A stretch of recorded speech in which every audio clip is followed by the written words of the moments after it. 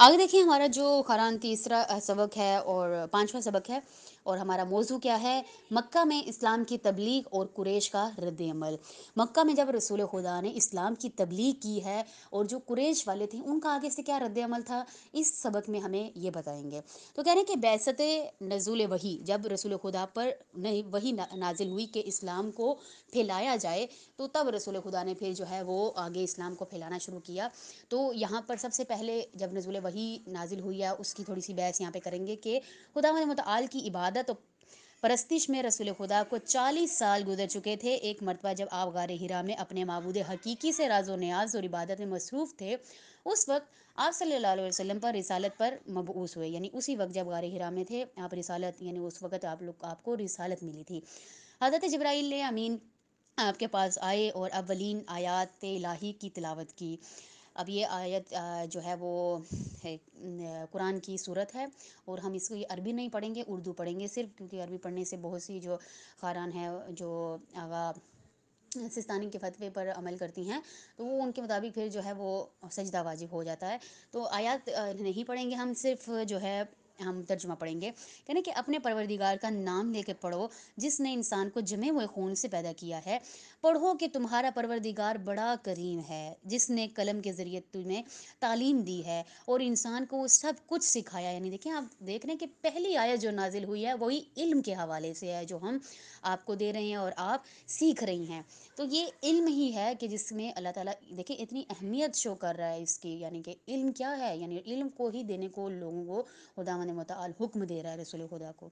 तो कह रहे हैं कि पढ़ो तुम अपने परवरदिगार के, वो परवरदिगार बड़ा ही करीम है जिसने कलम के ज़रिए तालीम दी और इंसान को वो सब कुछ सिखाया जो वो नहीं जानता था। रसूल आदम सल्लल्लाहु अलैहि वसल्लम ने जब ये आयत मुबारक सुनी और खुदावंद मुतआल की जानिब से पैगम्बरी की खुशखबरी मिली, नीज़ आपने मकाम किबरियाई की अज़मत और शान का मुशाहिदा किया।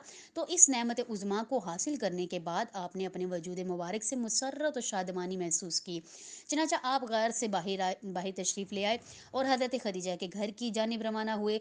रास्ते में जितनी पहाड़ियाँ और चट्टानें थी वो सब के सब कुदरत हक़ से गोयां हो गई, यानी बोलने लगी, और पैगम्बर अकरम सल्लल्लाहु अलैहि वसल्लम का अदब व एहतराम बजालाते हुए अस्सलामु अलैका या नबी अल्लाह कहकर आपसे मुखातिब हो रही थी। शिया मुहद्दिसीन मुहर्रिकीन मौरखीन के मशहूर नज़रिए की रूह से वाक़ई आमुल फ़ील के 40 साल गुजर जाने के बाद 27 रजब पीर के दिन रसूल खुदा मबऊस बा रिसालत हुए, यानी रिसालत जो आपको मिली वो उस दिन मिली, यानी कि 27 रजब वाले दिन।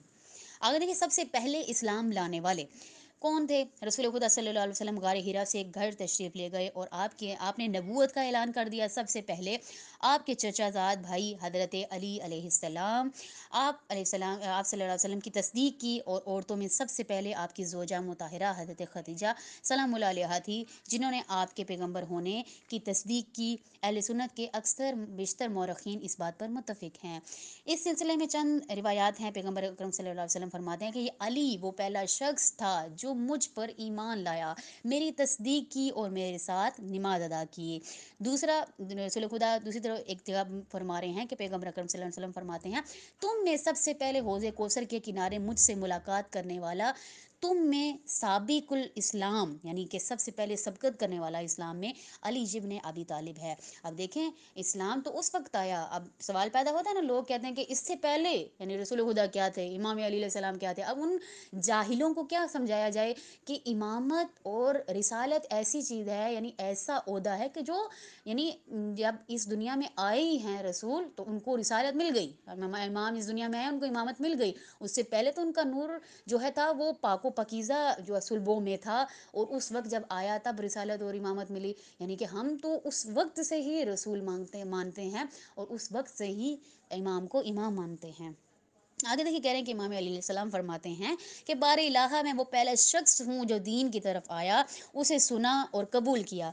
पैगम्बर अकरम सल्लल्लाहु अलैहि वसल्लम के अलावा किसी शख्स ने नमाज में मुझसे पहले सबकत हासिल नहीं की।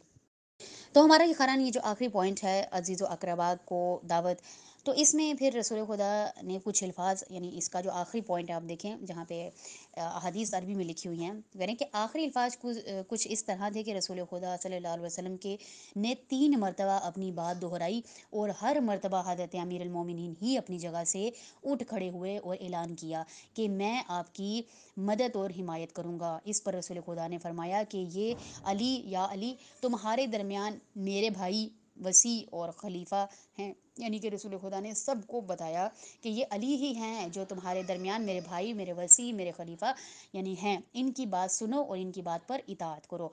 اس نشست میں رسول خدا نے جو تقریر کی، اس سے مسئلہ امامت کی اہمیت واضح ہو جاتی ہے، اور یہ بات ثابت ہوتی ہے کہ اصل نبوت کو امامت سے جدا نہیں کیا جا سکتا۔